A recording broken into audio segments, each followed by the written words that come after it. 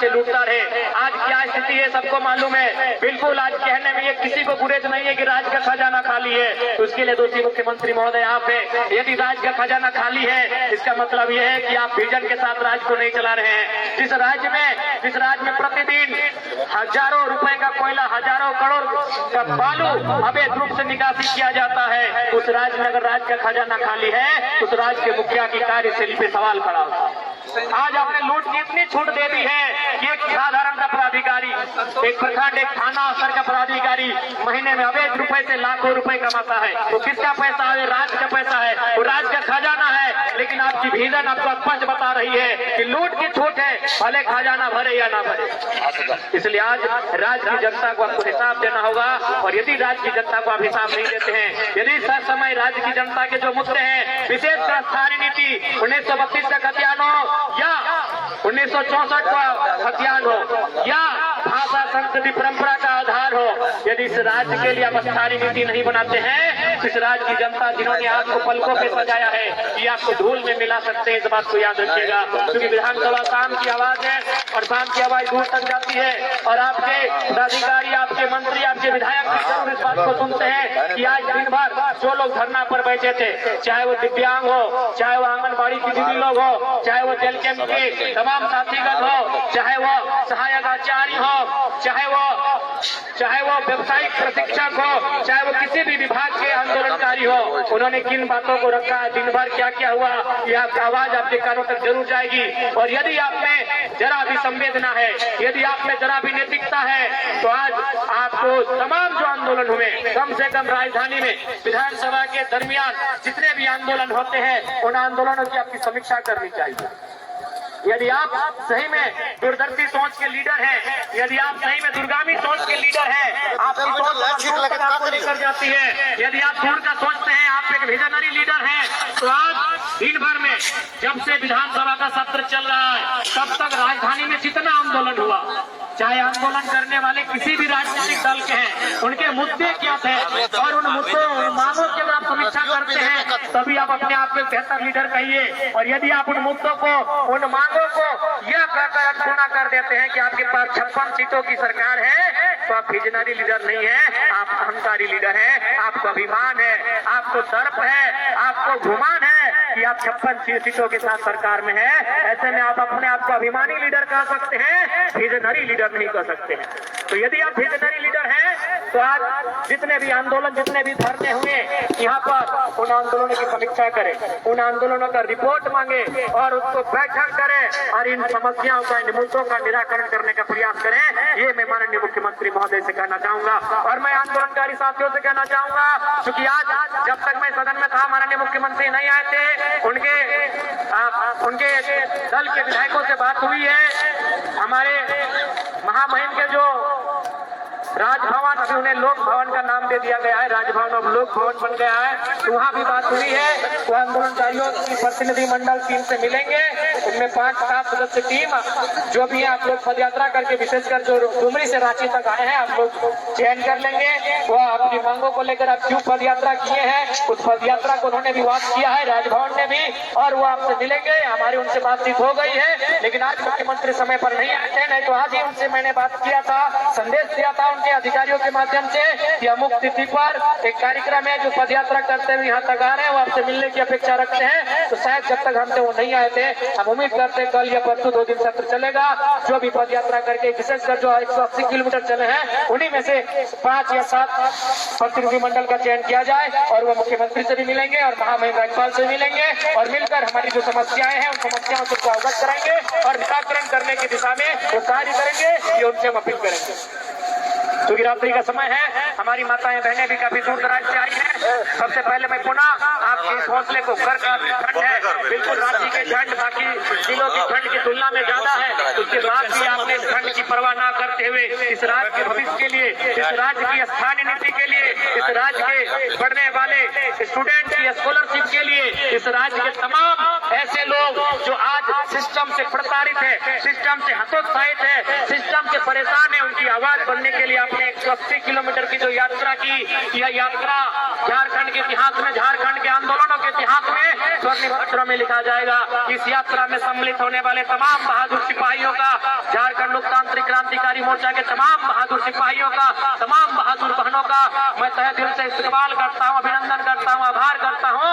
और मैं पूर्ण आशा करता हूँ कि आज जेल कैंप एक ऐसा दल है जो दल नहीं, एक परिवार है। और यह परिवार, हम मानते हैं कि किसी परिवार में जिस प्रकार परिवार का हिस्सा होता है, अगर 2-4 बर्तन होते हैं तो आपस में टकराते हैं, क्योंकि इतनी बड़ी यात्रा करके आप आए तो जाहिर सी बात है थोड़ी सी परेशानी, थोड़ी सी आपके अंदर मनोभाव में परिवर्तन हुआ होगा। लेकिन मुझे पूर्ण आशा है उन बातों को, उन विषयों को भुलाकर हम लोग नए सिरे से इसी प्रकार से आंदोलन की धार को, झारखंड राज्य की स्थानीय नीति की मांग को, नियोजन नीति की मांग को, स्टूडेंट की स्कॉलरशिप की मांग को, तमाम जो प्रतियोगिता की परीक्षाएं हैं उसमें कैलेंडर जारी करने की मांग को, और तमाम चाहे वो दिव्यांग हो, वृद्धा हो, विधवा हो, उनकी पेंशन की मांग हो, चाहे सेविका हो, सहायिका हो, चाहे सखी हो, उनके मानदेय की वृद्धि की मांग हो, चाहे कोई भी विभागीय कर्मचारी हो, उनके वेतन की मांग हो, उनकी मांग को लेकर हम लोग आगे भी चरणबद्ध तरीके से आंदोलन करेंगे। यही प्रण के साथ हम लोग यहाँ से जाएंगे। इस राज्य को स्थानीय नीति नहीं मिली है, फिलहाल इस राज्य के युवाओं को नियोजन नीति नहीं मिली है, उस पीड़ा का अनुभव हमें करना है, उस पीड़ा को भी हमें अनुभव करना है। तो आप सभी साथियों का अभिनंदन जोहार, साथ ही साथ मीडिया के बंधुओं आपका अभिनंदन जोहार, जेल कैंप परिवार के सभी पदाधिकारी, तमाम सभी विंगों के पदाधिकारी, केंद्रीय, प्रखंड, जिला स्तरीय पदाधिकारी, सभी का अभिनंदन जोहार। महिला विंग की तमाम महिला नेत्रियों का धन्यवाद, आभार, जोहार, अभिनंदन। जैसा कि आप सभी जान रहे हैं, आज हम सभी एक लंबी यात्रा के बाद राजधानी पहुंचे हैं। आज 180 किलोमीटर की दूरी तय करके हम सभी राजधानी पहुंचे हैं। और आज इसलिए हम यहाँ आए हैं कि इस राज्य के जिन्हें भविष्य करते हैं, इस राज्य के भविष्य जो आज वर्तमान में स्कूलों में, कॉलेजों में शिक्षा ग्रहण कर रहे हैं, जो अध्ययन कर रहे हैं, जो पढ़ाई लिखाई पूरी करने के बाद इस राज्य को संवारने का काम करेंगे, इस राज्य को संभालने का काम करेंगे, इस राज्य की उन्नति में आगे ले जाने का काम करेंगे। उन नौजवानों की, उन बहनों की, उन भाइयों की जो स्कॉलरशिप नहीं मिली है, हम उनकी आवाज बनकर 180 किलोमीटर की यात्रा करके यहाँ तक आए हैं। हम इसलिए यहाँ तक आए हैं कि जब से झारखंड राज्य बना है, भगवान बिरसा मुंडा की जयंती, हमारे भगवान धरती आबा बिरसा मुंडा की जयंती सन 2015 नवंबर को जिस राज्य का गठन किया गया, उस दिन की तारीख से इस राज्य के लोगों का, इस राज्य के निवासियों का लगातार ये मांग रहा है कि इस राज्य में स्थानीय नीति बनाई जाए, इस राज्य में स्थानीय नीति बनाई जाए, ये परिभाषित किया जाए कि झारखंड राज्य किसका है, ये परिभाषित किया जाए इस राज्य के मूल निवासी कौन है, ये परिभाषित किया जाए कि झारखंड की कौन है। 1932 के संज्ञान के आधार पर स्थानीय नीति की मांग को लेकर हम सभी यहाँ पर पैदल चलकर आए हैं।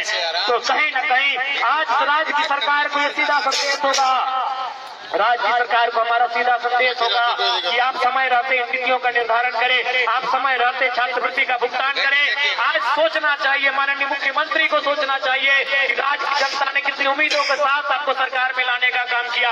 राज्य की जनता ने आपको 2 बार पूर्ण बहुमत से सरकार में लाने का काम किया, लेकिन आप भूल गए अपना वो वादा जो आपने चुनाव से पहले कहा था कि हमारी सरकार बनते ही हम 1932 के अभियान के आधार पर स्थानीय नीति लागू करेंगे। तो आज झारखंड का हर एक आवाम, झारखंड का गाँव, झारखंड का किसान, झारखंड का नौजवान, झारखंड की माएँ, झारखंड की बहनें, झारखंड का छात्र, हर एक व्यक्ति यही पूछ रहा है कि 1932 के आधार पर स्थानीय नीति कहाँ है, अभियान के आधार पर स्थानीय नीति कहाँ है, झारखंडियों की स्थानीय नीति कहाँ है। और वही सवाल आज झारखंड लोकतांत्रिक क्रांतिकारी मोर्चा भी आपसे पूछ रहा है। इस सवाल का उत्तर आपको देना होगा, माननीय सवाल का आपको उत्तर देना है। नहीं तो याद रखिएगा, राजनीति किसी की बपोती नहीं होती है। आज आपका है तो कल इस राज्य की जनता ये डिसाइड करेगी इस राज्य की दिशा किनके हाथों में देना है, इस राज्य की राजनीति को किनके हाथों में देना है।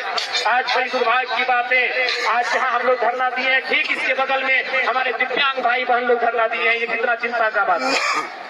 आज यही से हम देख रहे हैं, आज भले उस विधानसभा के सदस्य हमें, भले विधानसभा के बाहर आप देख सकते हैं, यही से जगमग विधायकों का आवाज दिख रहा है। आज कहीं न कहीं हमारा देश और हमारा राज्य भी विरोधाभास का राज्य बनता जा रहा है। आज हमारा झारखंड विरोधाभास का राज्य बनता जा रहा है।